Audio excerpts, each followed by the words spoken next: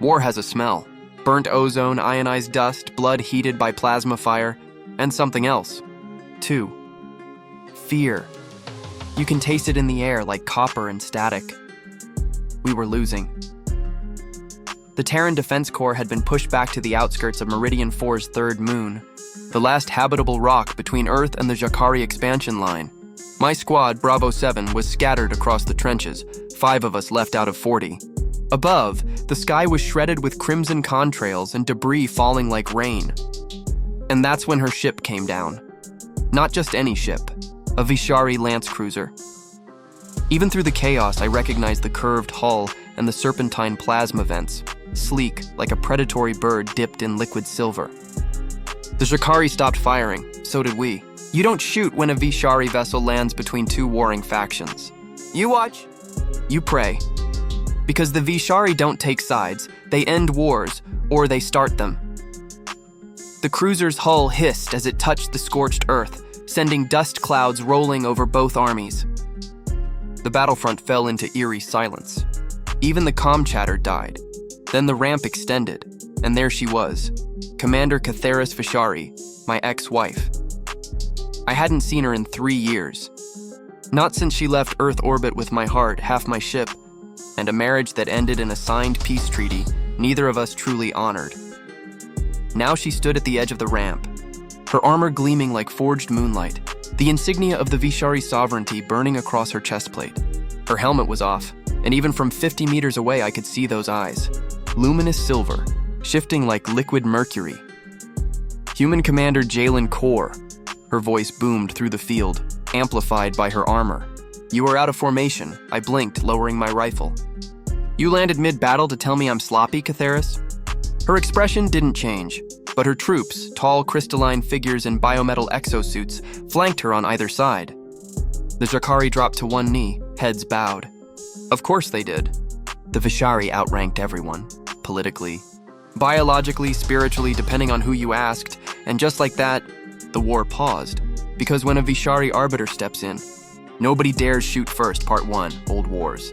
Old Wounds Catheris approached the no man's land, her armored boots crunching through shattered glass and scorched soil. I met her halfway, pulse rifle slung behind me, trying not to look like the soldier who hadn't slept in 48 hours or eaten anything that didn't come out of a tube. Still reckless, she said, scanning the battlefield. Still human! Still dramatic, I shot back. You could have radioed. I did. You ignored hailing frequencies. Didn't realize it was you on the other end. Her gaze softened for a heartbeat, barely. Then she turned toward the Jakari lines. This conflict ends now.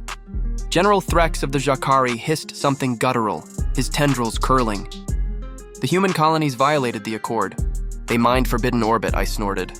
You blockaded our supply routes. We mined to survive. Catheris raised a hand and both of us fell silent. That gesture still had power, on the battlefield and in my memory. You both violated the accord, she said coldly. The Vishari will mediate. There will be no further bloodshed. Her soldiers unfolded from the cruiser like living shadows.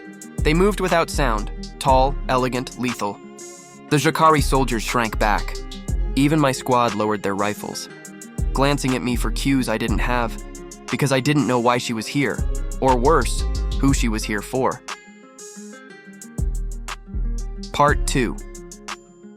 The memory of Fire we met during the first Joint Peace Summit on Titan Station. She was the Vishari ambassador assigned to cultural integration after the First War. I was the Terran pilot tasked with escorting her delegation. She spoke 20 human languages.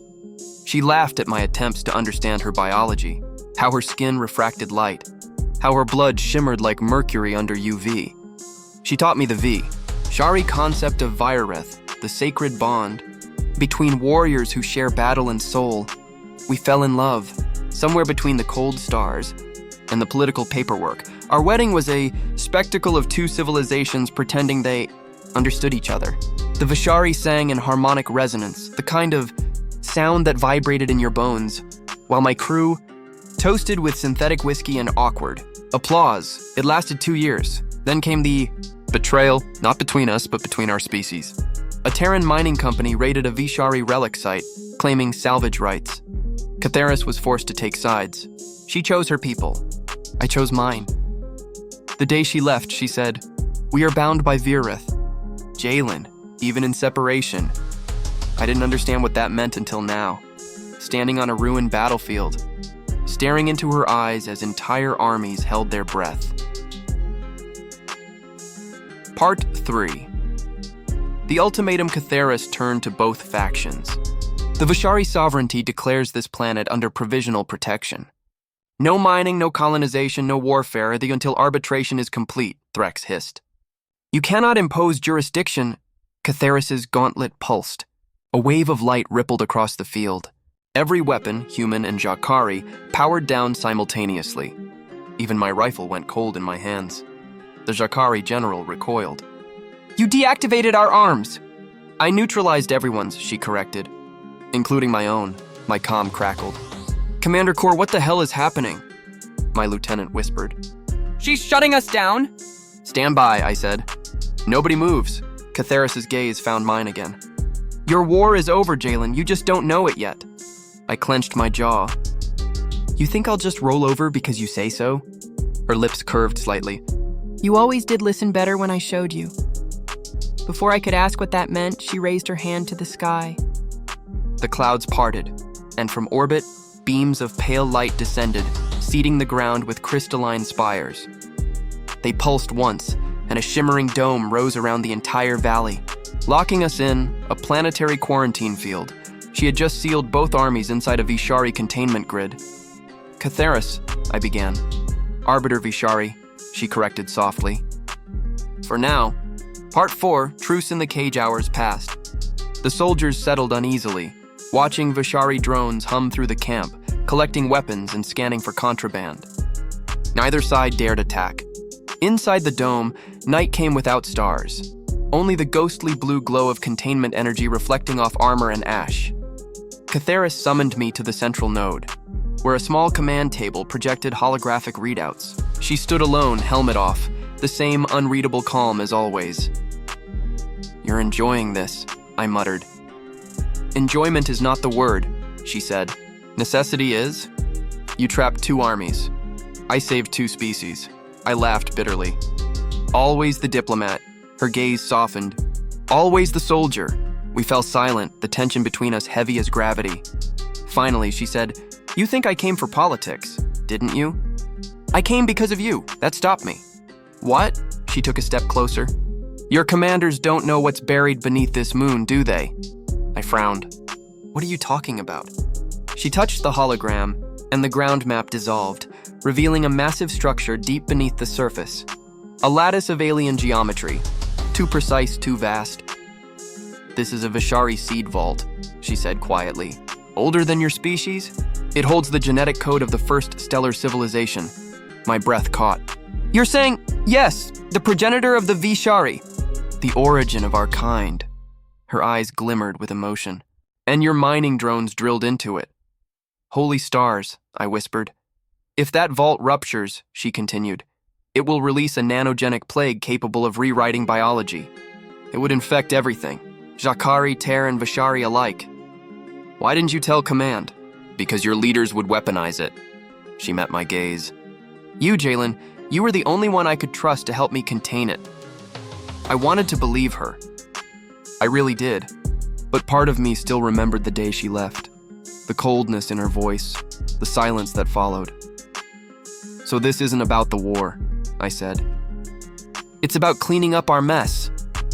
It's about preventing extinction, she replied. Part 5. Vireth. We descended into the tunnels beneath the battlefield, guided by her drones. The earth pulsed faintly, like something sleeping. The deeper we went, the less human the architecture became.